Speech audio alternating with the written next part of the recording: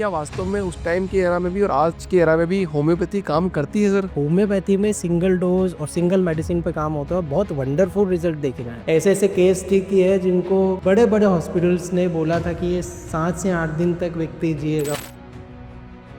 Homeopathy या allopathy early stage joint issue में कौन फास्टर काम करता है सर? होम्योपैथी, फास्टर कैसे करेगा सर? क्योंकि आप एक्यूरेट दवाई लोगे तो फास्ट काम करेगा। सर आप कौन सी बीमारी फोकस कर सकते हैं? Avascular necrosis. इतना खतरनाक नाम कैसे है इसका? बेसिकली एवास्कुलर का मतलब होता है जिसमें वैस्कुलैरिटी नहीं हो रही। जिस बॉडी पार्ट में, जिस बोन पे वो सर्कुलेट नहीं हो रहा है, उसको हम बोल देंगे वैस्कुलैरिटी इसकी खत्म हो गई। तो एवियन में क्या अर्ली साइन क्या होते हैं और आदमी को क्या होता है उसमें? Fungal infection. आजकल इंडिया में लगभग 10 में से मान के चले 5 से 6 लोगों को फंगल इन्फेक्शन की प्रॉब्लम है। जांघों के आसपास इचिंग होती है। अच्छा, बोन हेल्थ को नुकसान पहुंचाने की सबसे कॉमन हैबिट क्या है जो इंसान एवरीडे करता है? ड्रिंकिंग, स्मोकिंग और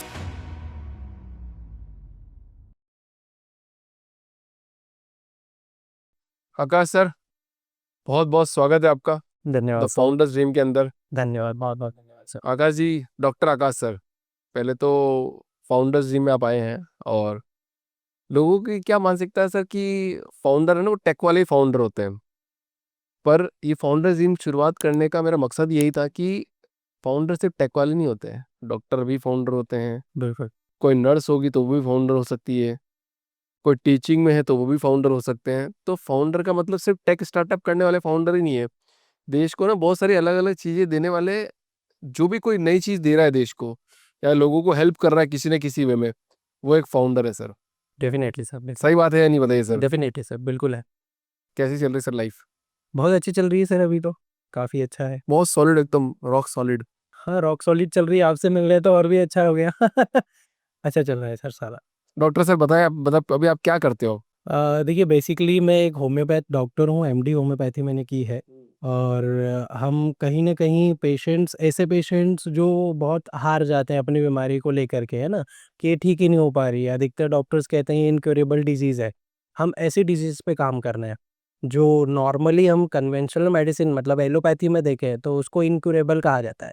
बट जब पेशेंट हमारे पास आता है तो हम उसको उसकी बीमारी जड़ से ठीक करके देते हैं।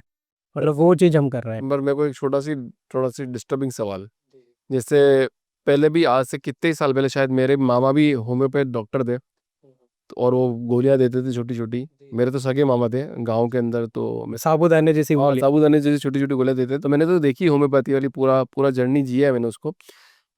उस टाइम पे भी होम्योपैथी को ऐसे देखा जाता था यार होम्योपैथ डॉक्टर है, मतलब थोड़ी अच्छी निगाहों से नहीं देखा जाता था। आज भी ऐसा ही लग रहा है कि होम्योपैथ डॉक्टर को वास्तव में वो स्टैंडर्ड नहीं मिला है मार्केट की या सोसाइटी की तरफ से जो एक्चुअली मिलना चाहिए। तो अभी एक सवाल यहाँ पे आ रहा है, क्या वास्तव में उस टाइम पे भी होम्योपैथी काम करती थी? वो मुझे पता नहीं है कि करती थी नहीं, पर वो गोली जरूर देते थे।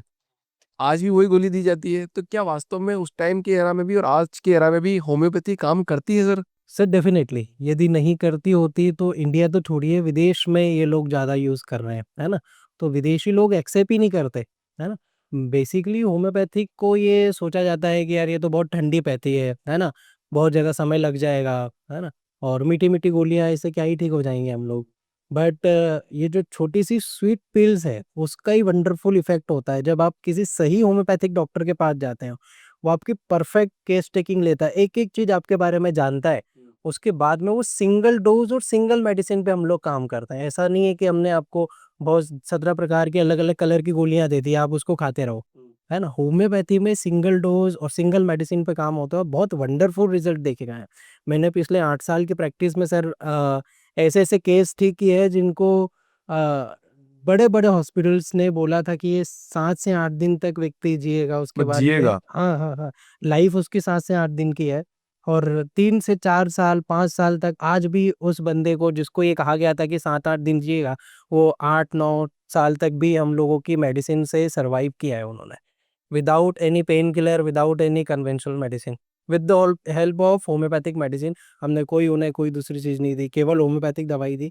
और वो भी पूरे 7-8 साल नहीं, 1 या 2 साल, उसके बाद दवाइयाँ हमारी होम्योपैथी की भी हमने छुड़वा दी, बढ़िया जीवन जी। क्या होता है सर होम्योपैथिक गोलियों में, क्या होता है वो छोटी सर छोटी? एग्ज़ैक्टली ये चीज़ होती है, लोगों को लगता है कि मीठी-मीठी गोलियाँ दवाइयाँ हैं, पर जो मीठी गोलियाँ हैं वो केवल शुगर पिल है, केवल शक्कर के दाने हैं वो, उसके अलावा कुछ भी नहीं है, उसके अंदर हम दवाई डालते हैं।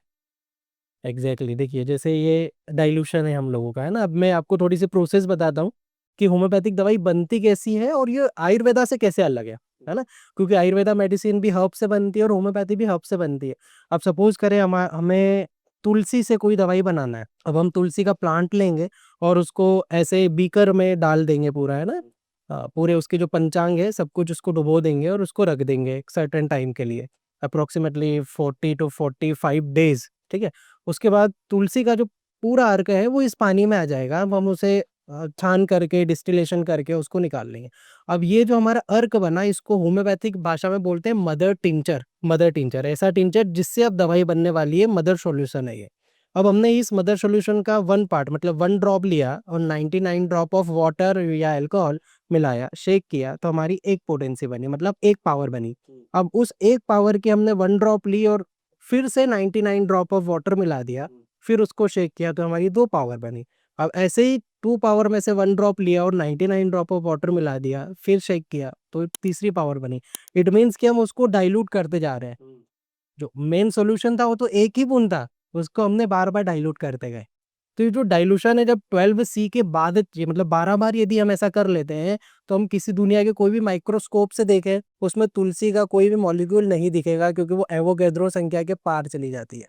बट होम्योपैथी स्टार्ट ही होती है 30 सी से, मतलब 12 बार में इतना हम उसको लोअर पोटेंसी मानते हैं कि इससे इतना फर्क नहीं पड़ेगा। इसको फर्दर हम 30 बार करते हैं तो हमारी 30 पोटेंसी बनती है, मतलब ओसिमम सेंस 30 पोटेंसी। अब आप बोलेंगे कि सर उसका जो बॉटनिकल सब्सटेंस है वो तो खत्म हो गया, फिर कैसे दवाई काम करेगी?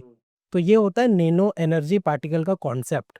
जब वाटर के मॉलिक्यूल जो हैं हमारी तुलसी के मॉलिक्यूल से टकराते हैं, तो उस समय नैनो एनर्जी बनती है और वही एनर्जी फर्दर डाइल्यूशन में उस टिंचर में इकट्ठी होती रहती है। मतलब कि जितना हम उसको डाइल्यूट करते जाएँगे, उतनी इसकी पावर बढ़ती जाएगी और हम हमारे क्लिनिक पे दवाइयाँ देते हैं 1 million time of potentise medicine, 2 million time of potentise medicine, इतनी मेडिसिन। इसीलिए उसका केवल इफ़ेक्ट होता है, साइड इफ़ेक्ट्स कुछ भी नहीं होता। क्योंकि तुलसी को यदि हम ऐसे ही खा लेंगे तो हो सकता है उसका कोई साइड इफ़ेक्ट्स हो। जैसे आयुर्वेदा में तुलसी को हम सुखा लेते हैं, क्वाथ बना लेते हैं, उबाल लेते हैं और ऐसे एज़ इट इज़ ले लेते हैं। या पानी के साथ खा पानी के साथ फक्की मार लेते हैं, है ना? पर होम्योपैथी में ऐसा नहीं होता। यदि एक भी प्लांट इस दुनिया में किसी भी हब का बचा हुआ है, मान लो सारे के सारे तुलसी के प्लांट दुनिया से खत्म हो गए, एक ही बचा है, तो होम्योपैथिक पद्धति में इतनी पावर है, पोटेंसी है कि हम उस एक प्लांट से पूरी दुनिया को दवाई दे सकते हैं। तो आप एलोपैथी में क्यों नहीं गए? होम्योपैथी में क्यों आए सर? कुछ ऐसा कोई इंस्पिरेशन स्टोरी बन गई थी क्या? मैं जब पीएमटी की तैयारी कर रहा था, तो बेसिकली मैं भी नहीं मानता था कि क्या होता है होम्योपैथी, और नहीं मानते थे नहीं मानता था, बिल्कुल नहीं मानता था और आयुर्वेदा को भी नहीं मानता था, है ना? क्योंकि बेसिकली मैं भी एक स्पिरिचुअल फैमिली से जुड़ा हुआ हूँ, तो आयुर्वेदा हम लोग यूज़ करते थे घर में। बट मेरा एक्सपीरियंस होम्योपैथी के साथ बेटर नहीं रहा, क्योंकि 11th में मुझे कुछ दिक्कत आई एलर्जी संबंधी और मैंने होम्योपैथिक डॉक्टर को बताया, मुझे फ़र्क नहीं लगा, टू बी ऑनेस्ट, है ना? मुझे लगा कि पैसे बर्बाद है, कोई मतलब नहीं है। बट जब मैं नीट की तैयारी कर रहा था, फर्स्ट अटेम्प्ट में मैं 5 नंबरों से रह गया था गवर्नमेंट कॉलेज में और फिर मैंने सेकंड अटेम्प्ट दिया। अब सेकंड अटेम्प्ट में सर मेरे पास में एक बुक आई, मेरे बुआ जी के यहाँ एक रेंट से रहते थे भैया, उनके पास में एक बुक थी जिसका नाम था होम्योपैथिक दवाइयों के सचित्र वर्णन, ऐसा कुछ था नाम, है ना? डॉक्टर सत्यवर्धन सिद्धांत अलंकार की थी। तो मेरे पास ही मैंने रैंडमली उसको पढ़ना शुरू किया कि यार क्या चीज़ होती है, देखें अपन भी पढ़ लें। तो वो जब मैंने पूरी पढ़ ली, तो उस समय जब मैं नीट की एग्ज़ाम देने जा रहा था, तो मेरे मन में यही था कि इस बार एमबीबीएस में नहीं होना चाहिए, क्योंकि मुझे होम्योपैथी करना है। तो ये वहाँ से मेरा तो ऐसे क्या बात ट्रिगर करी उस बुक में आपको? ट्रिगर ये करी कि कई बार एलोपैथिक पद्धति कहती है कि ये इनक्यूरेबल डिजीज़ है, जैसे एलर्जी है, अस्थमा है और भी कई सारी। मैं तो ये मानता हूँ एलोपैथिक दवाई किसी भी बीमारी को जड़ से ठीक नहीं करती है। चाहे सर्दी-खाँसी हो, चाहे कैंसर हो, है ना? उसको केवल 2 चीज़ होती है, एक सप्रेशन होता है और एक पैलिएशन। सप्रेशन मतलब हमने बीमारी को सप्रेस किया, दबा दिया, बस वो ऊपर से नहीं दिख रही, उसके लक्षण नहीं दिख रहे, पर बीमारी अभी भी परसिस्ट कर रही है बॉडी में। और होम्योपैथिक दवाई क्या करती है? होम्योपैथिक दवाई ना ही पैलिएशन करती है, ना ही सप्रेशन करती है, वो क्योर करती है। क्योर का मतलब जड़ से ठीक कर देना। करती है? बिल्कुल करती है सर, ऑन रिकॉर्डेड केसेस हैं। यदि वो नहीं होता तो गवर्नमेंट आयुष डिपार्टमेंट नहीं बनाती, नेशनल इंस्टीट्यूट नहीं बनाती होम्योपैथी के। तो बिल्कुल वर्क करती है, कोई प्लेसिबो नहीं है। तो डॉक्टर सर आप मतलब किस मतलब कौन सी बीमारी फोकस करते हैं? एवियन, एवियन क्या है ये? एवियन मतलब सर एवास्कुलर नेक्रोसिस। इतना खतरनाक नाम कैसे है इसका? बीमारी खतरनाक नहीं है, उसको बना दिया गया है और नाम भी कुछ इतना खतरनाक नहीं है इसका। बेसिकली एवास्कुलर का मतलब होता है जिसमें वैस्कुलैरिटी नहीं हो रही, है ना? और सिंपल में जाओ। और सिंपल में जाएँ तो जैसे ब्लड है वो पूरे शरीर में सर्कुलेट होता है ना? जिस बॉडी पार्ट में, जिस बोन पे वो सर्कुलेट नहीं हो रहा है उसको हम बोल देंगे वैस्कुलैरिटी इसकी खत्म हो गई, है ना? एक नल है जिसको हम खोलेंगे तो पानी आएगा, बट उस नल में आगे से चोक हो गया, अब हम नल को खोलेंगे तो पानी नहीं आएगा। तो ये एवास्कुलर हो गया नल, कि उसमें वैस्कुलैरिटी नहीं रही, है ना? तो ऐसे ही बोन में क्या होता है, बोन में जो ब्लड की सप्लाई होती है वो खराब हो जाती है, वो रिस्ट्रिक्ट हो जाती है, वो डैमेज हो जाती है, जिस कारण से बोन पे जो ब्लड है वो नहीं पहुँच पाता। और जब बोन पे ब्लड नहीं पहुँचेगा, हड्डी पे खून नहीं पहुँचेगा तो उसको ऑक्सीजन नहीं मिलेगी, न्यूट्रिएंट नहीं मिलेंगे, कैल्शियम, मैग्नीशियम, जिंक, फास्फोरस जो भी न्यूट्रिएंट है वो नहीं मिलेंगे, जिससे हड्डी धीरे-धीरे नेक्रोज़ का मतलब सड़ने लगती है अंदर से, है ना? और उसी सड़न को हम बोलते हैं एवास्कुलर नेक्रोसिस, एवीएन, जिसको ऑस्टियोनेक्रोसिस भी कहा जाता है। उसी बीमारी पे हम पिछले 8 सालों से काम कर रहे हैं। तो एवियन में क्या अर्ली साइन क्या होते हैं और आदमी को क्या होता है उसमें? सर बेसिकली इसके पहले कॉज़ पे हम बात करें कि इसकी कॉज़ क्या है ना? कॉज़ है जैसे स्टेरॉइड व्यक्ति ने खूब लिया है। आजकल क्या होता है, जिम जा रहा है बंदा तो वो सोचता है मैं तुरंत 2 महीने 3 महीने में बॉडी बना लूँ। इससे वो स्टेरॉइडल कंटेंट लेने लग जाता है ना? और उस स्टेरॉइड के लेने के कारण जो है उसकी जो ब्लड सप्लाई है वो रुकती है, पहला कारण। दूसरा होता है मेडिसिनल ट्रीटमेंट एलोपैथी का। आफ्टर कोविड एवियन के केसेस ज़्यादा आए हैं क्योंकि कोविड में हमने जान बचाने के चक्कर में बहुत तगड़े-तगड़े स्टेरॉइड और बहुत समय तक लिए हैं। उस समय व्यक्ति की जान तो बच गई पर उससे ब्लड सर्कुलेशन हड्डी पे जाना रुक गया, जिस कारण से जो है वो एवियन के केसेस देखने को मिले। अगली बात आती है जो मेरे एक्सपीरियंस के अनुसार मैं बता रहा हूँ, फंगल इन्फेक्शन। आजकल इंडिया में लगभग 10 में से मान के चलें 5 से 6 लोगों को फंगल इन्फेक्शन की प्रॉब्लम है, जांघों के आसपास इचिंग होती है और हम लोग एलोपैथिक की जो एंटी फंगल दवाइयाँ हैं वो लेना शुरू करते हैं। उस एंटी फंगल दवाइयों से इट्राकोनाज़ोल, फ्लूकोनाज़ोल ऐसी दवाइयों से भी एवियन कॉज़ हो रहा है। और तीसरा कारण है ट्रॉमेटिक फैक्टर, है ना? कोई हमें एक्सीडेंट हो गया था या किसी भी ट्रॉमा के कारण। सबसे मेजर आ रहा है कि अल्कोहल और स्मोकिंग, हेवी अल्कोहल ले रहे हैं, स्मोकिंग, चेन स्मोकर है, ऐसे लोगों को एवियन होगा। तो क्या मतलब चल नहीं पाते, मतलब क्या पाँव की हड्डियों में ही होता है या फिर हाथ की हड्डियों में होता है, किसमें होता है ये? देखिए किसी भी हड्डी में हो सकता है, पर मेनली ये हो रहा है हिप की हड्डी में, हिप बोन पे जो हमारा सबसे बड़ा जॉइंट है ना? इसमें व्यक्ति को धीरे-धीरे पहले पेन होगा, है ना? उसको लगेगा कि यार साइटिका का दर्द है मुझे, है ना? और अधिकतर ये मिसडायग्नोज़ होकर के एडवांस कंडीशन में जाता है। यदि अर्ली साइन्स यदि किसी को पता है तो शायद वो बहुत जल्दी ठीक हो सकता है। अर्ली साइन क्या होता है? माइल्ड पेन होगा आपको, है ना? हिप में, इस रीजन में हिप में पेन होगा। आगे की तरफ? आगे की तरफ होगा, अच्छा, ठीक ठीक है। है? फिर कभी-कभी किसी लोगों में बैक टू थाई जाता है, मतलब पीछे से दर्द शुरू होता है और आगे तक जाता है, जिसको मोस्टली डॉक्टर बोलते हैं यार साइटिका का दर्द है, साइटिका का पेन है और वो साइटिका बन-बन के साइटिका तो होता नहीं है, वो एवियन होता है।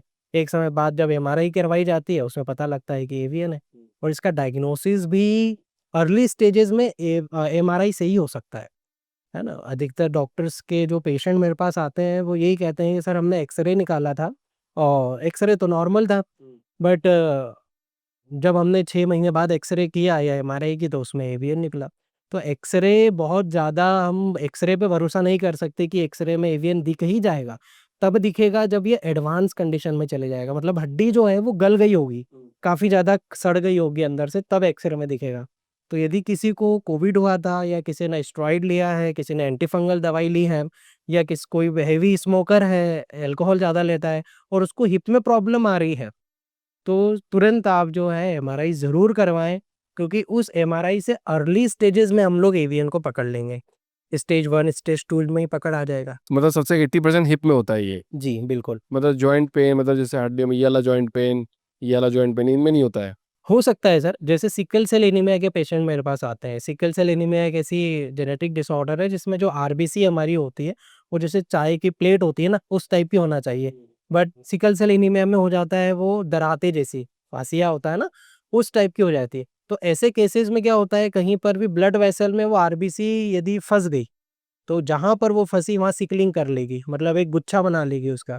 जहाँ पे वो गुच्छा बना वहाँ पर एवियन हो तो जाएगा। मतलब कितने लोगों को ये बीमारी होती होगी इंडिया में? एवियन नाम की बीमारी जो है वो? पहले तो कम होती थी, बट आफ्टर कोविड ये भरमार है इसका, मतलब मैं कोविड के बाद में किसी एपिडेमिक की बात करूँ तो कोविड के कारण एवियन ये एपिडेमिक ही मैं कहूँगा इसको। एपिडेमिक तो सर लाखों लोगों में होता है ना, करोड़ों लोगों में होगा। तो क्या ये करोड़ों लोगों में बीमारी है? करोड़ों में तो नहीं पर लाखों में ज़रूर हुई है सर। तो क्या इसके इलाज के लिए लाखों डॉक्टर अवेलेबल है? नहीं है सर, क्योंकि इसके लिए हम लोग देखिए इंडिया बेसिकली इंडिया की बात करें तो इंडियन हम लोग सबसे बड़ा डॉक्टर मानते हैं सर्जन्स को, राइट?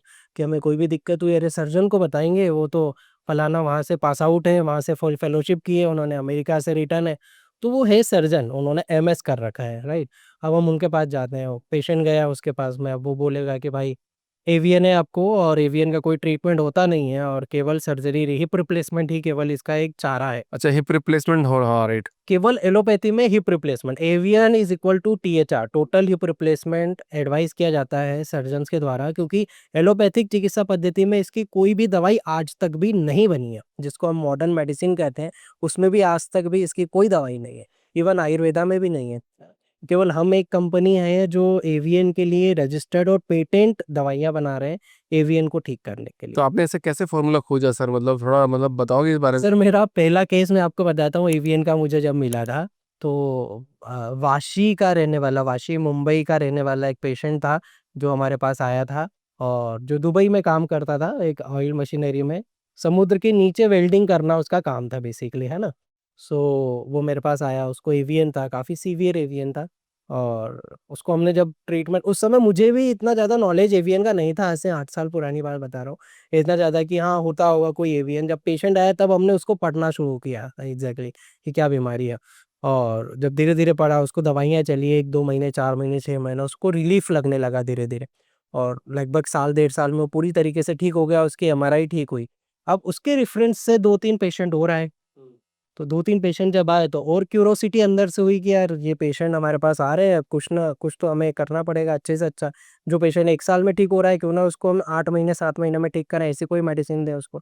तो फिर वहाँ से रिसर्च शुरू हुई। 1 पेशेंट से 10 पेशेंट, 10 से 100 पेशेंट और फिर अब 12,000 प्लस पेशेंट आज हम देख चुके हैं विथ 98% सक्सेस रेशियो। कैसे ठीक होता है, आप क्या करते हो उनके साथ?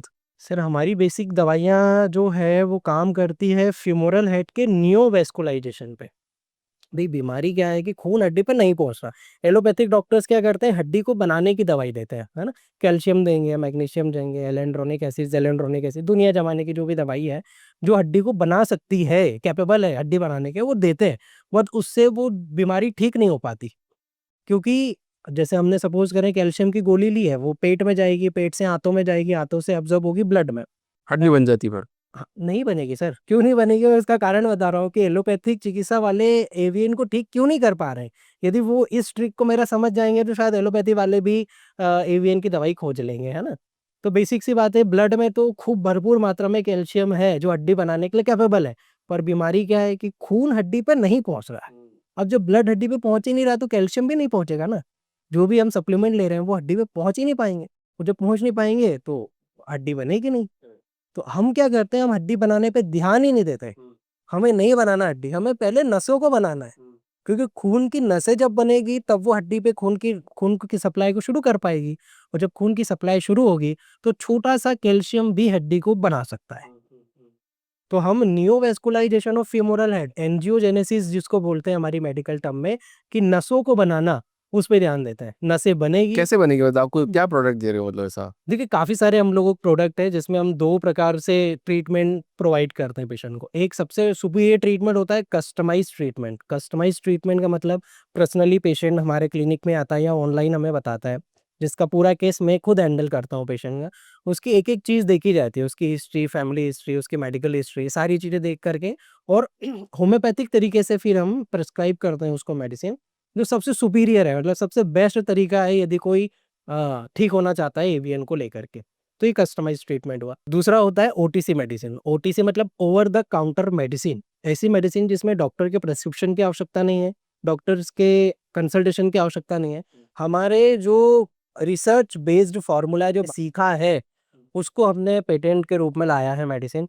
कुछ ऐसे पेशेंट होते हैं ना सर कि यार पहले ट्राई करके देखते हैं, है ना? कि सर का ट्रीटमेंट इफ़ेक्टिव है भी, फ़ायदा हो भी रहा है या नहीं हो रहा। भई हम इंदौर में जाएँगे, इतना पैसा खर्च करेंगे, कुछ रिज़ल्ट मिलेगा या नहीं मिलेगा? तो ऐसे लोगों के लिए हमने फिर ओटीसी मेडिसिन लाए हैं। पर ओवर द काउंटर प्रोडक्ट तो सबसे डेंजरस होते हैं सर। मैं तो इतना पॉडकास्ट कर रहा हूँ, लोगों से बात करता हूँ, तो अल्टीमेटली रिजल्ट तो ये निकलता है कि over the counter product risky बहुत होते हैं। फिर कैसे करेंगे बताओ? रिस्की तब होते हैं जब इसमें हम केमिकल खाएँ। अच्छा, केमिकल ही नहीं है इसमें? बिल्कुल नहीं है। ये हम बोलते हैं कि हम जैसे ये सिरप है मेरी बोन नेक्रो रिलीफ नाम से, ये हम 3 देते हैं। एवियन केयर पैकेज हमारा एक प्रोडक्ट है जिसमें हम पैकेज बना के देते हैं। इसमें ऐसी 3 सिरप आती है। ये 3 सिरप 30 दिन की होती है। यदि 30 मिनट में भी व्यक्ति इसको धीरे-धीरे करके पूरा पी लेगा तो भी उसको कोई नुकसान नहीं होगा। होम्योपैथी की ब्यूटी ही ये है कि होगा तो इफ़ेक्ट होगा, नहीं तो साइड इफ़ेक्ट्स भी नहीं होगा। जीरो साइड इफेक्ट होगा? Zero side effects. क्यों है उसका कारण जैसा मैंने बताया कि उसकी जो बनाने की पद्धति है, वो बहुत अलग है। एलोपैथी में हम बोलेंगे एमजी में काम होता है कि आपने तुलसी जैसे मैंने बोला, तुलसी आपने ली 5 एमजी में, पर यहाँ एमजी है ही नहीं। यहाँ केवल और केवल डाइल्यूशन है, वो भी अल्ट्रा डाइल्यूशन। मैंने आपको बोला कि 30, 200 1000 और हम तो 1 मिलियन 0/1, 0/2 पोटेंसी देते हैं। मतलब 1 मिलियन टाइम ऑफ पोटेंटाइज़ दवाई जिसमें यदि हम इसको प्योर अर्क बना के तुलसी का दे देते ना, तो हो सकता है उसका कोई साइड इफ़ेक्ट्स होता, पेट खराब हो जाता या कुछ भी हो तो सकता। डॉक्टर से एक मेरे को बताओ कि यहाँ पे इतना अच्छा काम हो रहा है, मतलब आप इतने लाखों लोगों की हेल्प कर रहे हो, तो फिर ये चीजें आगे बढ़ती क्यों नहीं है? मतलब ऐसा क्या, मतलब लोगों का ट्रीटमेंट भी हो रहा है, आप बोल रहे हो 12,000 लोगों का ट्रीटमेंट करा दिया, तो ये चीजें आगे बढ़ क्यों नहीं रही? मतलब 12,000 मतलब कम से कम 5 से 7 लाख 10 लोगों को प्रॉब्लम होगी और बढ़ती भी होगी। उसका कारण मैंने सर पेशेंट एजुकेट नहीं है ना? एजुकेशन मस्ट है। और दूसरा कि होम्योपैथिक डॉक्टर्स की भी ये कमी है कि वो अपने आप को स्पेशलाइज़ नहीं कर पा रहे। हम केवल सर्दी, खाँसी, जुकाम, बुखार, टाइफाइड इसमें ही उलझे हुए हैं, है ना? और बस जनरल प्रैक्टिस कर रहे हैं, पेशेंट आ रहा है और जा रहा है बस उसके अलावा कुछ काम नहीं। जो इनोवेशन जो है, वो इनोवेशन की आवश्यकता है और आपका जो यूएसपी है, वो आप जब तक बताओगे नहीं सामने वाले को तब तक कैसे काम चलेगा? और दूसरी चीज़ होती है ना सर कि ये पूरा जो इंडिया है हम लोगों का, वो होता है बहुत फ़ास्ट चीज़ चाहिए उसे, है ना?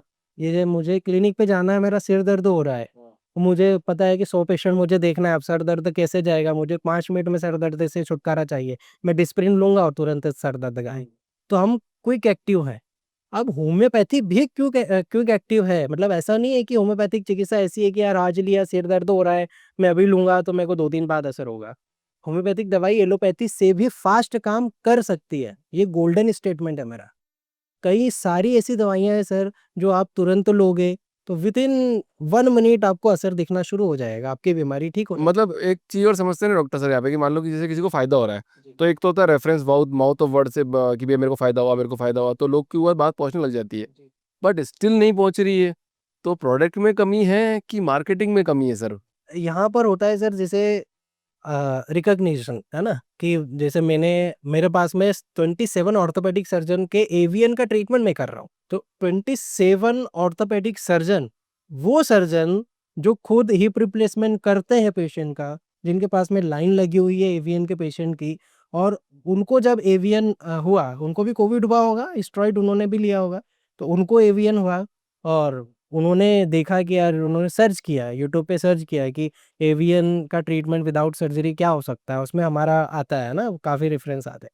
तो मेरे पास में ऐसे कई सारे मैं तुझे जैसे बता रहा हूँ, करंटली 27 ऑर्थोपेडिक सर्जन्स हैं, जिसका मैं ट्रीटमेंट कर रहा हूँ और वो ऑर्थोपेडिक सर्जन अपने क्लिनिक पे कभी भी रिकमेंड नहीं करते कि आप होम्योपैथिक ट्रीटमेंट लो, आपको एवियन है तो। ये एक मेजर जो एक कमी है यहाँ पर। रिकॉग्निशन की? हाँ, रिकॉग्निशन की कि हम लोग जो है रिकॉग्नाइज़ नहीं कर पाते हैं और कई सारे मेरे पास ये एम्स के पेशेंट्स हैं, है ना? एक एक केस स्टोरी आपको शेयर करता हूँ, बहुत इंटरेस्टिंग है वो कि एक पेशेंट था जो जिस यूपी का पेशेंट था मेरा और वो एम्स में गया था, वहाँ का कोई डॉक्टर था, उन्होंने उसको डायग्नोज़ किया कि भई आपको एवियन है और बहुत गरीब परिवार का था पेशेंट। तो उस समय उसे डरा दिया गया, इतना डरा दिया गया कि यार ये तो हड्डी सड़ रही है, सड़ करके पूरा पेट सड़ा लोगे तुम और ये कैंसर जैसी जबकि एवियन और कैंसर का कोई रिलेशन नहीं है। फिर भी उसको पता नहीं वो डॉक्टर ने क्या बोल दिया, वो डर गया, डरने के कारण उसको बस बोल दिया कि आपका आयुष्मान कार्ड है, फ्री में सब कुछ हो जाएगा, कोई टेंशन नहीं है, आओ लेटो और ऑपरेशन करवाओ, घर जाओ। मतलब ये इस तरीके की जो है चीज़ें अभी भी चल रही है। ये तो ठीक है, उस समय उस वो तो सरकारी हॉस्पिटल प्राइवेट में काफ़ी सारा चल रहा है कि आप आए, आपको एवियन है, तुरंत हाथ पकड़ के ले गए, चलो सर्जरी करवा लो। ये चीज़ हो रही है। तो वहाँ का जब पेशेंट है, वो बड़ा डर गया कि नहीं सर मैं डॉक्टर को बड़ा समझाने-बुझाने के बाद डॉक्टर ने उसको छोड़ा कि तू जा, मतलब तुम जाओ और कल आ जाना, ऐसा करके। अब पेशेंट ने मेरे बारे में सर्च किया होगा, इंदौर में हमारे पास आया। उसका लगभग 1 साल ट्रीटमेंट चला। वो पेशेंट ठीक हो गया, एवीएन का पेशेंट। और हमने क्या किया, हमने उसको बोला भाई तू यूपी का रहने वाला है, तो यूपी के किसी भी अच्छे एमआरआई सेंटर में एमआरआई करवा।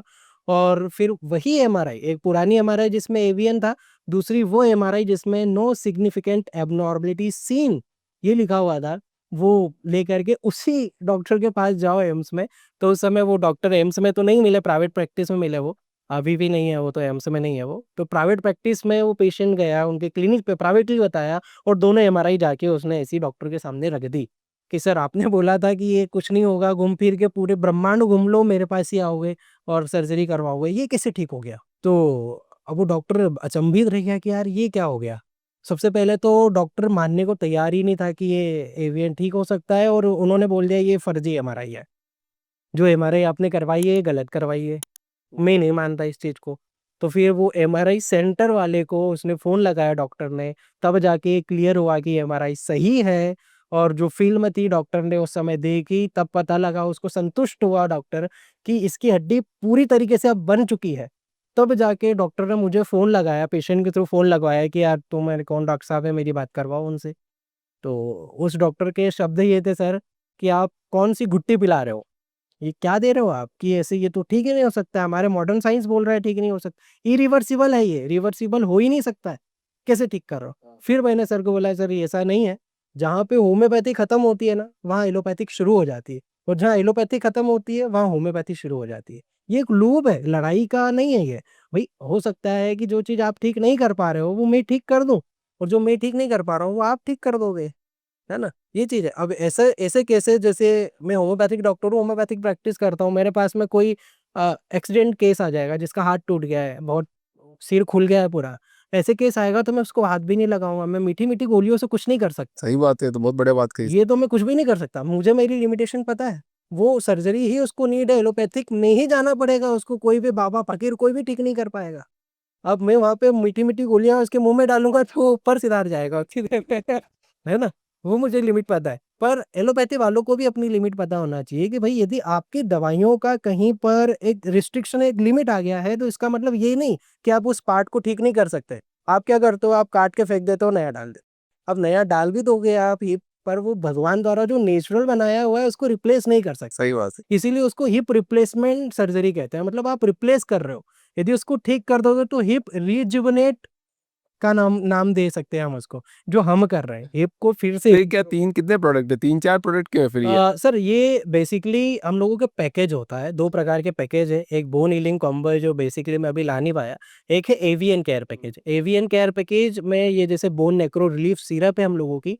ये सिरप ऐसी है सर कि आप एलोपैथिक की पेन किलर भूल जाओगे।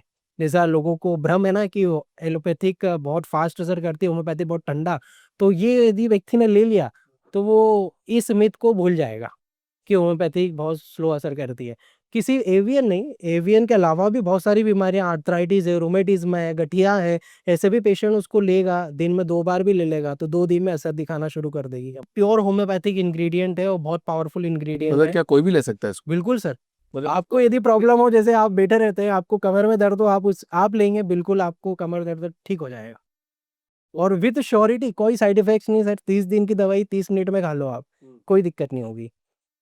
तो ये है और काफ़ी इफ़ेक्टिव है, 12 साल की हमने क्लिनिकल ट्रायल्स आर्थराइटिस में कैसा है? आर्थराइटिस जिनको गठिया का वो है, आर्थराइटिस आरएस फैक्टर जिनका पॉजिटिव है। जी, जी। आप इसको 1 से 2 महीने लीजिए, फिर आरएफ फैक्टर करवाइए, क्वांटिटेटिव ईएसआर करवाइए, सीआरपी करवाइए, आपको कम ही मिलेगा। श्योरिटी है सर ये। मतलब कोई चक्कर-वक्कर आ गया लेने के बाद में, कोई गिर कुछ गया, नहीं होगा बेहोश हो सर। गया, अगर हो गया तो भाई से कहाँ जाएगा? अरे आपको कहाँ ढूँढेगा हम है फिर? ना सर, हम इंदौर में बैठे हैं। किसी को बैंगलोर में दे दिया, आपको इंदौर में कहाँ ढूँढेंगे? सर पूरा हमारा पूरी टीम इस पे लगी रहती है वेबसाइट पे, कुछ भी नहीं होता है सर। और ये मैं आपको बता दूँ, ये जो एवियन केयर पैकेज है, लगभग 1 लाख पैकेजेस हम अभी तक बेच चुके हैं, और जिसमें एक भी कोई ऐसा रिवर्स इफ़ेक्ट वाला केसेस नहीं आया है। बस इसको शुगर वाले ना लें, क्योंकि इसमें जो साइरप है वो थोड़ी मीठापन लाने के लिए हमने शुगर ऐड की है, उसके अलावा कुछ नहीं। हाँ, शुगर फ्री भी इसकी आती है, जो बोन हीलिंग साइरप में देते हैं। दूसरा सर ये, जैसा मैंने आपको बताया कि होम्योपैथिक दवाइयाँ जो है वो हाइली पोटेंटाइज़ होती है। तो वो पोटेंटाइज़ जो दवाई है, वो हमने इसमें डाली है और ऐसी दवाइयाँ हैं जो आप इंटरनेट पे पढ़ेंगे, तो समझ में आएगा कि हाँ यार, होम्योपैथी में भी कुछ तो होम्योपैथिक डॉक्टर भी इसको यदि पढ़ेंगे ना, तो उनको समझ में आएगा, अच्छा ये भी दवाई होम्योपैथी में होती है क्या? मतलब उन्हें उन्हें भी नहीं पता कि ये दवाइयाँ होम्योपैथी में होती हैं। ऐसी-ऐसी दवाइयाँ हमने इसमें डाल रखी है, जो अब वो क्या करता है, वो सिरप क्या करेगा कि आपका जो पेन है, उसको नेचुरली ठीक करेगा और साथ ही साथ में जो कार्टिलेज घिस गया है, उसको ठीक करेगा। साथ ही साथ ये जो हमने एक ड्रॉप बनाया है, जो पानी में डाल के ड्रॉप लेना रहता है, बेसिक सी ये दवाई है, बहुत शानदार दवाई है, जो हिप पे काम करती है। ये हिप के ऊपर की ब्लड की सप्लाई को, जैसा मैंने बोला, नियोवेस्कुलाइजेशन ऑफ ह्यूमरल हेड, उस पे काम करेगी और धीरे-धीरे नसों को बनाएगी, है ना? साथ ही साथ में हम जैसे ऑफ कोर्स सीधी-सी बात है कि भई जब दर्द होगा तो हमें इंस्टेंट रिलीफ भी चाहिए, है ना? और मस्कुलर सोरनेस, स्टिफनेस हो जाती है, तो एक मसाज ऑयल हम लोग ने बनाया है, जो बहुत शानदार है। दिन में 2 बार हम रिकमेंड करते हैं, गरम सिकाई के बाद ये ज़रूर करें। और एक न्यूट्रा टैबलेट हमने बनाई है ना? इसमें ये सारे पोषक तत्व हैं जो एक एवियन के पेशेंट को चाहिए, वो सारे हैं। मतलब एक दवाई आपका पेन कम करेगी, है ना? आपको रिलैक्स करेगी। दूसरी दवाई जो है आपके खून की सप्लाई को ठीक करेगी। ये मसाज ऑयल जो है मस्कुलर सोरनेस को ठीक करेगा और जब ब्लड की सप्लाई सही हो जाएगी, तो एवीएन में हड्डी को रीग्रो करने के लिए जितने भी एलिमेंट चाहिए वो इसके द्वारा मिल जाएंगे। मतलब ये कंप्लीट पैकेज हो। पर ये तो एवियन और आर्थराइटिस तो अलग-अलग बीमारी हो गई ना सर? नहीं, देखिए सर, मैं यही चीज़ आपको बताना चाहता हूँ कि होम्योपैथिक चिकित्सा पद्धति कोई एक चीज़ आप उसको पढ़िए, उसपे आप पढ़ेंगे ना तो उसपे सब लिखा हुआ है कि एवियन पर भी काम करेगी, ये आपके आर्थराइटिस पर भी काम करेगी, ये रूमेटिज्म पर भी काम करेगी, ठीक है ना?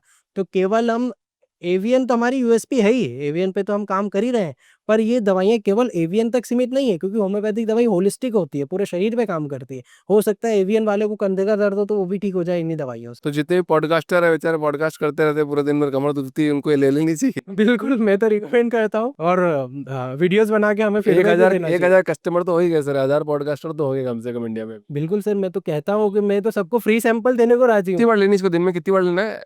सर यदि कम दर्द है दिन में 2 बार, ज़्यादा है तो 3 बार। हाँ, बस सुबह-शाम ले लो आप। पर इसमें फिर भी लिखा हुआ है कि 5-10 ml 3 टाइम्स अ डे और एज़ प्रिस्क्राइब्ड बाय फिजिशियन।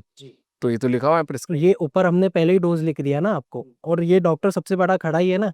होता क्या है कि एक फार्मासिस्ट दवाई बनाता है, वो अलग होता है।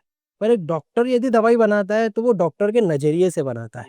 ये मैंने बनाई हुई दवाई है। कोई फार्मासिस्ट नहीं है मेरे पास कि मैं उसको बोल दूँ कि यार अपने फलाना बीमारी पे काम करना है। काम भी मैंने ही किया है, रिसर्च भी मैंने ही की है, क्लिनिकल ट्रायल भी मेरे क्लिनिक पर ही हुए हैं, ऑन रिकॉर्डेड हुए हैं, एक-एक चीज़ हमने लिख रखी है। एक प्लेसिबो इफ़ेक्ट वाले अलग रखे हमने, ऐसे पेशेंट जिनको हमने केवल प्लेसिबो दिया, ऐसे पेशेंट जिनको हमने केवल नेक्रोलीफ सिरप दिया, उनका कंपैरेटिव स्टडी हमारे पास है। सब कुछ है, तब जा कर के हमने ये निकाली है, नहीं तो इतना चैलेंजेज़ मतलब मार्केट में इतने चैलेंजेज़ हैं कि आप कैसे टिक सकते हो? नहीं टिक सकते हो। नहीं टिक पाओगे आप। बिल्कुल नहीं टिक सकते, बट हम टिके हुए हैं और आगे भी टिके रहेंगे। सर बहुत बहुत शानदार काम कर रहे हैं। अगर देखता हूँ मैं 2-4 लोगों को देता हूँ मेरे जान पहचान। बिल्कुल, बिल्कुल सर, ये हम यहीं छोड़ के जाएँगे। हाँ, रिलीफ मिलेगा तो उनको फिर मैं आपको फ़ोन करूँगा। बिल्कुल, बिल्कुल सर। बहुत बढ़िया सर, इस पॉडकास्ट में मैं आपसे 4-5 रैपिड फायर सवाल पूछता हूँ बढ़िया-बढ़िया, देखिए, ठीक है? होम्योपैथी या allopathy, early stage joint issue में कौन फास्टर काम करता है सर? होम्योपैथी। फास्टर कैसे करेगा सर? क्योंकि आप एक्यूरेट दवाई लोगे तो फ़ास्ट काम करेगा। जैसे मैंने आपको बताया रिलीफ सिरप, आप कोई पेन किलर ले लो और मेरी रिलीफ सिरप ले लो, आपको सबसे पहले रिज़ल्ट इसी से मिलेगा। और इसमें कोई पेन किलर नहीं है, कोई स्टेरॉइड नहीं है, केवल होम्योपैथिक दवाइयाँ हैं। अच्छा, बोन हेल्थ को नुकसान पहुँचाने की सबसे कॉमन हैबिट क्या है जो इंसान एवरीडे करता है? ड्रिंकिंग, स्मोकिंग और सेडेंटरी लाइफ़। हम बैठे हुए हैं बस, खा-पी तो बहुत सारा बर्गर रहे, पिज़्ज़ा रहे, बहुत सारी चीज़ें खा रहे हैं, एक्टिविटी नहीं है। तो बोन हेल्थ आपकी डैमेज होगी ही होगी। अच्छा, जॉइंट पेन को रिलीफ करने के लिए कोई लाइफ़स्टाइल टिप या फिर नेचुरल रेमेडी बता सकते हो आप?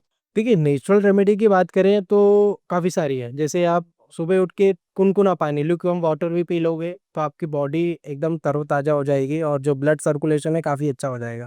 और योगा सबसे अच्छी एक्सरसाइज़ है, आप स्ट्रेचिंग एक्सरसाइज़ से शुरू कर सकते हैं। बहुत बढ़िया है। मतलब जैसे अभी तो जब जवान होता है आदमी तब तो टेंशन नहीं होती है। थोड़ा-थोड़ा एज में आता है तो उसकी वैसे भी हड्डियाँ बोलने लग जाती है। पर वैसे ऐसा कौन-सा टाइम पीरियड है जब इंसान को अपनी बोन पे ध्यान देना स्टार्ट कर देना चाहिए? यंग एज में ही सर। क्या करें, मजबूत थोड़ी कर पाएँगे सर। अरे क्यों नहीं कर पाएँगे? इतना मजबूत कर लेंगे सर। अरे सर, बताओ कैसे करेंगे बताओ? मेरे पास जो एवियन के केस हैं सर, वो ऑलमोस्ट ये यंग एजर ही हैं। समझे आप? मतलब यंग एज में ही हमें हड्डियों की बीमारी ज़्यादा हो रही है।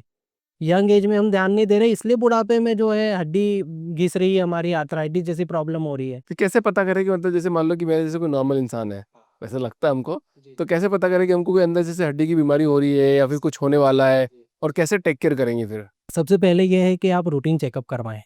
और रूटीन चेकअप में क्या कराएंगे? साल भर में आप विटामिन डी करवाएं, कैल्शियम का टेस्ट करवाएं, लिपिड प्रोफाइल रैंडमली करवाते रहें, क्योंकि कोलेस्ट्रॉल जमते रहता है। कोलेस्ट्रॉल ज़्यादा होगा तो सारी बीमारियों का जड़ वो रहेगा, है ना?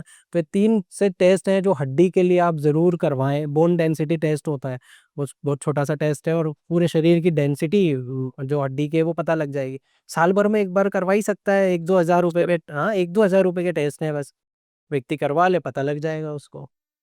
और जैसा मैं बताऊँ सर कि विटामिन डी की कमी आप और हम जैसे लोगों को ही है ज़्यादा। सही बात कह रहा हूँ। क्यों है? क्योंकि हम लोग सन का एक्सपोज़र ही नहीं ले रहे हैं ना, हम अंदर बंद कमरे में बैठते हैं 8-8, 9-9 घंटे, सन एक्सपोज़र हो नहीं पाता। सुबह लेट उठते हैं, रात को लेट सोते हैं और सन एक्सपोज़ हो नहीं पाता है, और उस कारण से विटामिन डी डिफ़िशिएंट होता है। विटामिन डी डिफ़िशिएंट से कैल्शियम एब्ज़ॉर्ब नहीं होता और हड्डी वीक होती है।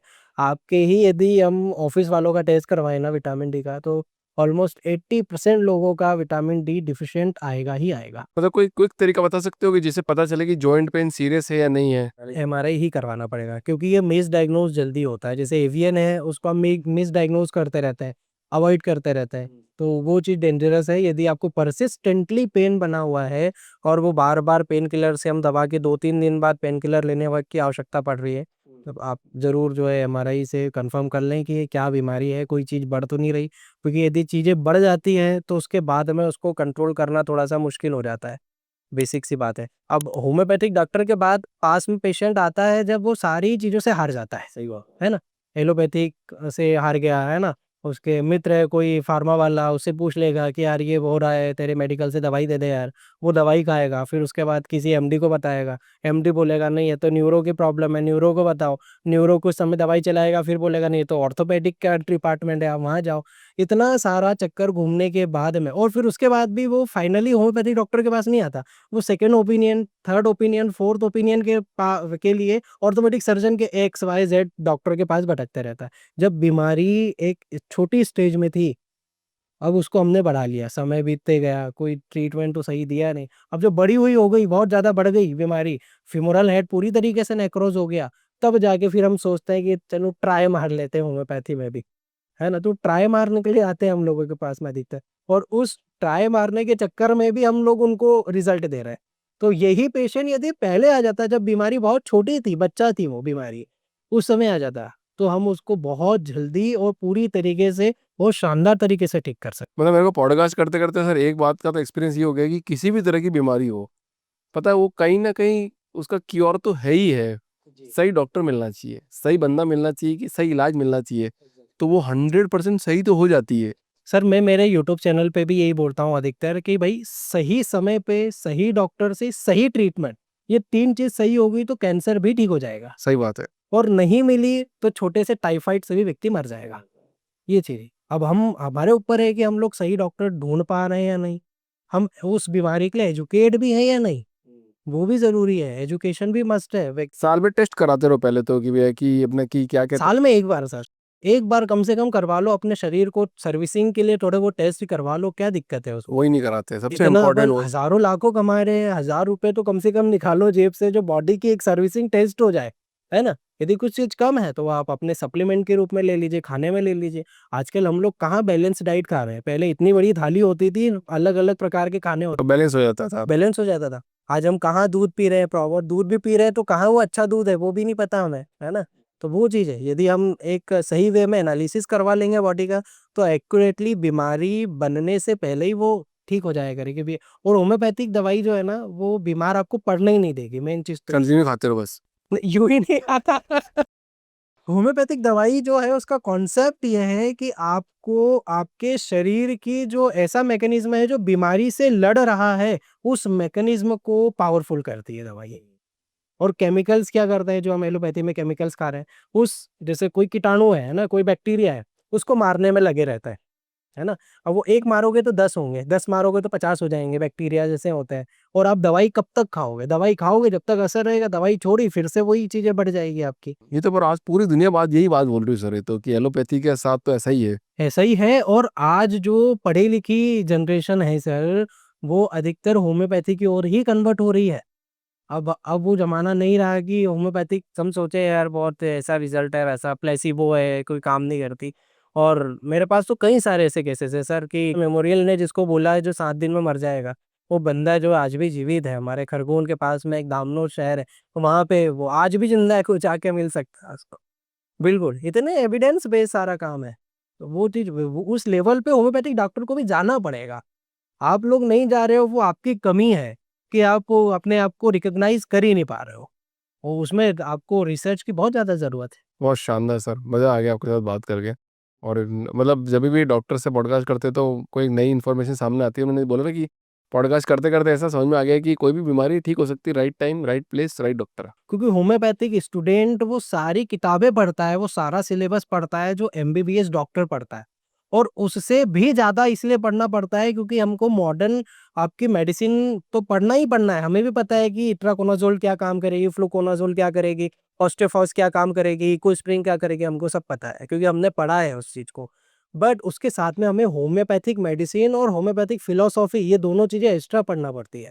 मतलब एमबीबीएस यदि 10 किताब पढ़ रहा है तो हम 12 किताब पढ़ रहे हैं सर। और वही किताब है, जो एमबीबीएस पढ़ता है, उसी राइटर की।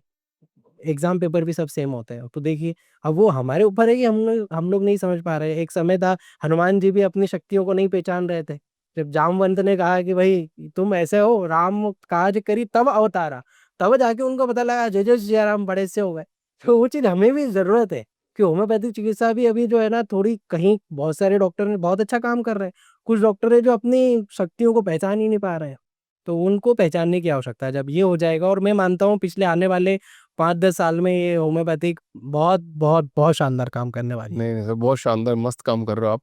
और ऐसे ही करते रहिए, शायद आज 12,000 तक पहुँचे हो, कल 12 लाख तक पहुँच जाएँगी बात। बिल्कुल, सर हम तो चाहते हैं कि नहीं पहुँचे इतने नंबर तक, उससे पहले ही व्यक्ति ठीक हो जाए। नहीं, बट वो अब हाथ में नहीं है ना सर, तो आप बीमारी हो जाती है कि किसी न किसी को, क्योंकि लाइफ़स्टाइल ऐसी है कि सब चीज़ को तो आप कंट्रोल नहीं कर सकते। से पता लगा एवीएन हमने एलोपैथी छोड़ दी क्योंकि हमको पता था कि इसमें कोई ट्रीटमेंट नहीं है। हम एक्स-वाई-ज़ेड आयुर्वेदिक डॉक्टर से या एक्स-वाई-ज़ेड फिजियोथेरेपिस्ट से दवाई ले रहे थे, थेरेपीज़ करवा रहे थे, है ना? और सेकंड ग्रेड पे था, फोर्थ ग्रेड में हो गया। तो मैं ये कहना चाहूँगा कि जितने भी फिज़िकल थेरेपीज़ होती है ना, जैसे काइरोप्रैक्टिस अभी बहुत चल रहा है ना? पैर खींच दिया, टक से आवाज़ आ गई, व्यक्ति को मज़ा आ गया कि अरे वाह! बहुत अच्छा हुआ। कपिंग थेरेपी चल रहा है, कप लगा के सक करके और खून को निकाल देते हैं हम या बहुत सारी ऐसी थेरेपीज़ हैं, फिज़िकल थेरेपी। तो मैं उनको ये कहना चाहूँगा कि फिज़िकल थेरेपी से एविएन ठीक नहीं हो सकता। मेरे पास कई लाखों रुपए बर्बाद करके आते हैं कि हमने तो 7 दिन का कोर्स लिया था उनका, एडमिट हुए थे, पैर को उन्होंने खींचा, मालिश की और कपिंग करके बोला खून देखो आ गया बाहर, मतलब खून हड्डी में पहुँचने लग गया। मतलब कैसी नॉनसेंस चीज़ है सर, है ना? एक हड्डी होती है, उसके ऊपर मांसपेशी होती है, फिर हमारी स्किन होती है। स्किन के ऊपर हमने लगाया कप और उसको सक कर दिया। फिर उसके बाद हमने ब्लेड से उसको काट दिया और खून वहाँ से निकाल दिया। अब खून जो आया है वो स्किन की कैपिलरीज़ से बाहर निकला है कपिंग के थ्रू। हड्डी के अंदर से थोड़ी ना निकला है। लोगों को ये बोला जा रहा है कि कपिंग में जो खून निकला है वो हड्डी का खून है, जो हमने अब कपिंग के द्वारा हड्डी पे पहुँचा दिया। इतना बेवकूफ़ बनाते हैं, हाँ, और लोग बन रहे हैं सर इतना बेवकूफ़ बनाते हैं। और बन रहे हैं, मेन चीज़ ये बेवकूफ़ बनाने वाले तो 17 है ना, बनने वाले बेवकूफ़ है ना, मेन तो वो चीज़ है। और इसका चार्जेस 40,000, 50,000, 60,000 ऐसे-ऐसे चार्जेस पे करके पेशेंट आ रहा है और कोई ठीक नहीं हुआ आज तक उन चीज़ से। हाँ, रिलीफ़ मिल सकता है क्योंकि जो मस्कुलर सोरनेस की मैंने बात की थी कि एवीएन में व्यक्ति चलना-फिरना उसका मुश्किल हो जाता है, तो उसकी जो मसल टाइट हो जाती है, उस चीज़ से मसल रिलैक्स हो जाएगी, तो आपको थोड़ा बहुत दर्द कम होगा। पर हड्डी सड़ी हुई है अंदर से, उसको सड़न जब तक ठीक नहीं करोगे, रीग्रो नहीं करोगे, तब तक कैसे ठीक होगी? वो नहीं होगी किसी भी चीज़ से। मतलब इतना बेवकूफ़ बनाते गज़ब में। बना ही रही ना सर, बड़े-बड़े इंस्टीट्यूट बना रहे हैं सर। क्या कर सकते हैं उस चीज़ का? कोई इलाज नहीं है। बीमारी सर 2 प्रकार से होती है, इसको पहले बेसिक सी पेशेंट को समझना चाहिए। एक बीमारी वो जो बाहर से हमें आई है, बाहर से आई है इन द सेंस मैं ड्राइव कर रहा था, कोई ट्रक ने मुझे मार दिया, पेट टूट गया। पेट टूट गया, पैर पहले तो अच्छा था, बाहर से कोई एनर्जी आई जिसने पेट तोड़ दिया। तो ये जो एक्सटर्नल चीज़ आई है, तो उसका ट्रीटमेंट भी एक्सटर्नली ही होगा। है ना? कि भई पेट टूट गया, अब हम सोचे पैर को ऐसा हाथ ऐसा करके आप लाए और बोलो होम्योपैथी की 2 गोली दे दो मेरा ठीक हो जाएगा, कैसे होगा? वो नहीं हो सकता, उसको आपको चीरा लगा के और आपको प्लेट वगैरह डाल के सर्जरी करना पड़ेगी। मतलब एक्सटर्नली आपको चीज़ें करना पड़ेगी, एक्सटर्नल ट्रीटमेंट करवाना पड़ेगा, फिज़ियोथेरेपी करवाना पड़ेगी। दूसरी बीमारी होती है इंडिजिनस जो अंदर से हुई है हमारे शरीर में, जैसे एवियन। धीरे-धीरे, धीरे-धीरे खून कम पहुँचा, फिर और कम पहुँचा, फिर सबसे कम पहुँचा, अब पहुँचना ही बंद हो गया तो हड्डी सड़ गई। मतलब ये अंदर से बीमारी क्रिएट हुई है। तो इसकी जो ट्रीटमेंट है वो भी इंटरनल इंटरनल मेडिसिन ही होगा, अंदर से दवाई जाएगी, तभी ब्लड वेसल बनेगी, खून वहाँ पहुँचेगा और वहाँ पे चीज़ें ठीक होने लग जाएगी। हम सोचे पैर को खींच दें, पैर को फलाना कर दें, उसको कपिंग कर दें, फिज़ियोथेरेपी करवा लें, उससे हड्डी पे खून पहुँच जाएगा, ये सब नॉनसेंस चीज़ है, कभी नहीं होगा, कभी नहीं होगा, कभी नहीं होगा। तो ये इन्फॉर्मेशन सर लोगों तक पहुँचनी चाहिए, बहुत ज़्यादा पहुँचेगी तभी बात बनेगी, नहीं तो और मेन चीज़ होती है सर हम सर्जरी मतलब हम सर्जरी को अवॉइड करने के बारे में क्यों कह रहे हैं? भई हमें कोई दुश्मनी नहीं है ऑर्थोपेडिक सर्जन से। भई किसी कोई लड़का है जो 20 साल का है जिसको एवीएन हुआ है, अब वो यदि अपना हिप रिप्लेसमेंट करवा लेगा, तो हिप रिप्लेसमेंट मैक्सिमम 10 साल 20 साल चलेगा, वो भी यदि अच्छा सर्जन हुआ, स्किल्ड सर्जन हुआ, मतलब यहाँ पे सारी चीज़ें स्किल होती है, सर्जन के ऊपर डिपेंड करता है कि आप कितना आपका इम्प्लांट चलेगा, कितना नहीं चलेगा, है ना? तो यदि स्किल सर्जन नहीं रहा, टारगेट बेस्ड सर्जन हुआ, टारगेट बेस्ड सर्जन, है ना? टारगेट होते हैं इन लोगों के भी। यदि वो हुआ, फटाफट कर दिया, आयुष्मान कार्ड वाला जो सिस्टम है कि भई फ्री में हो जाएगा, फ्री में हो जाएगा, उस चक्कर में एक दिन में 10-10, 20-20 सर्जन जो है मतलब एक सर्जन 10-10, 20-20 सर्जरियाँ निपटा रहा है, ये चीज़ मैं बोलूँगा।